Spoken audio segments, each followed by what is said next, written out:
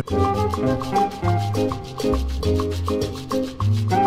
guys, Tech Agent, we're back with something very fascinating because this, I think, is the oldest AKG I have featured on my channel yet.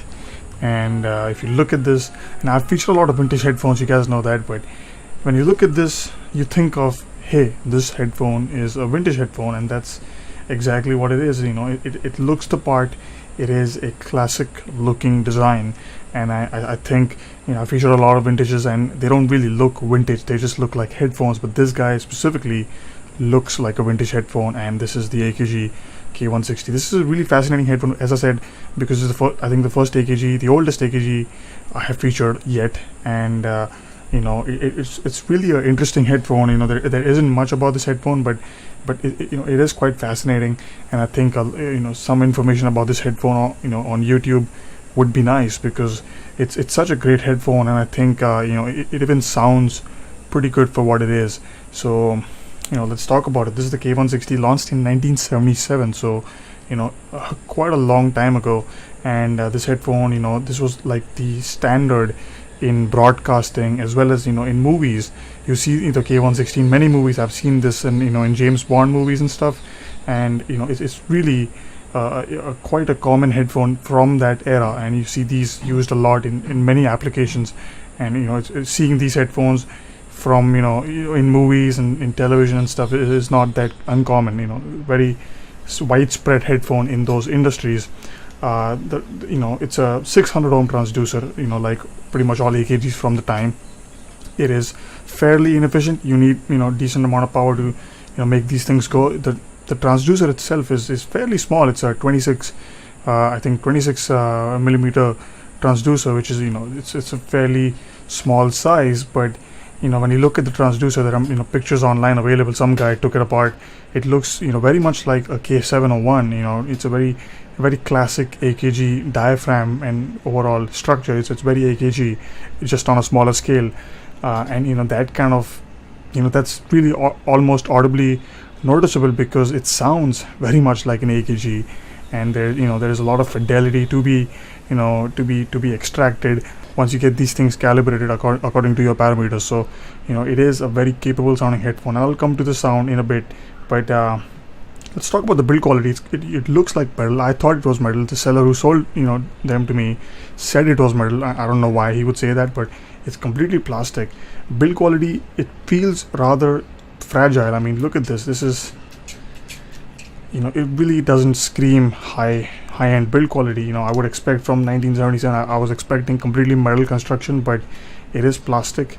You know, the only metal bits are, you know, the stainless steel, the rings for the, you know, the adjustment up and down. Other than that, you know, it's completely plastic. The headband is also plastic. You know, the ear pads are like the thickest vinyl you'll ever find. This is like, you know, thick vinyl. It's not pleather. This is 100% vinyl.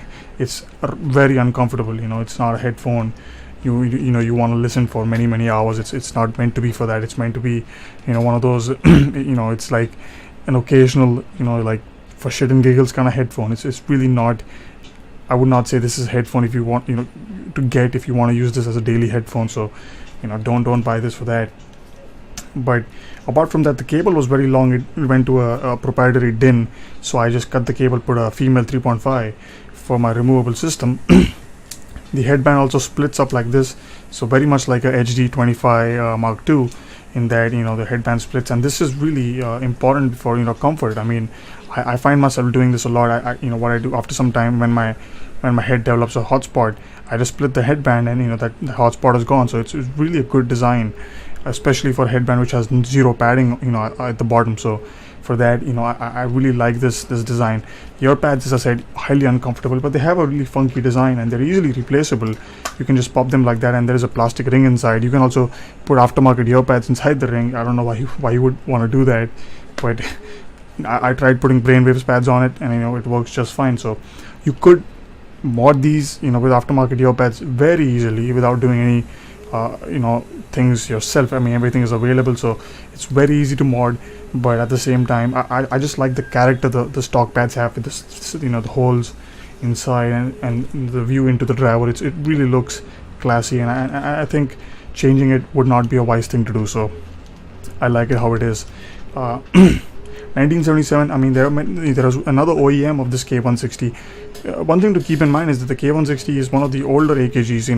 The K120 I think was the first AKG ever manufactured, and then came a couple of super oral AKGs which sold a lot in the 60s, and then came the K160. So the K160 is in the list of the oldest AKGs ever made, and it shares some cues with AKGs from that time. And AKG was selling these, as I said, so much in the broadcasting industry. They made AKG was the OEM for many other companies. They for example, there was KLH.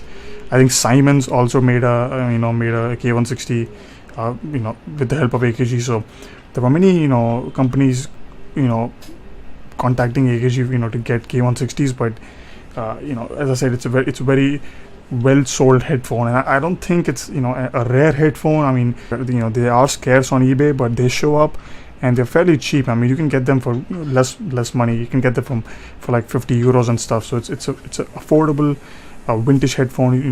Not gonna break the bank. It's pretty good, and I think a lot of people will like it for what it is. There was also a Akg K160, which looks very similar to the K160, but it was completely white, and I think it looks absolutely stunning.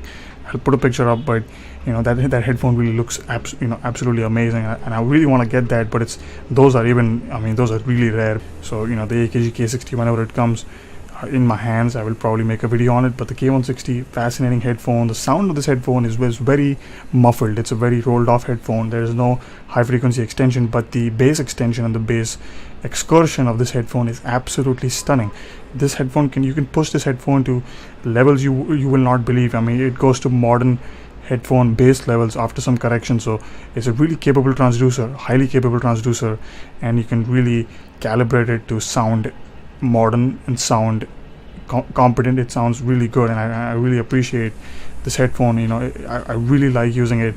It's one of my favorite vintage AKGs or vintage headphones in general, because it sounds like a modern headphone after some fixing, and I think that's amazing. It just goes to show the potential of these transducers. So I love the K160, one of my favorite AKGs after the K1000 and the K240M monitor 600 ohm. So I love this headphone, and I really recommend it to anybody who is willing to fix this headphone up and be ready for some amazing vintage joy. So the K160, love this thing. I'll see you guys next time with more vintage headphones. Take it easy, and like always, have a good one.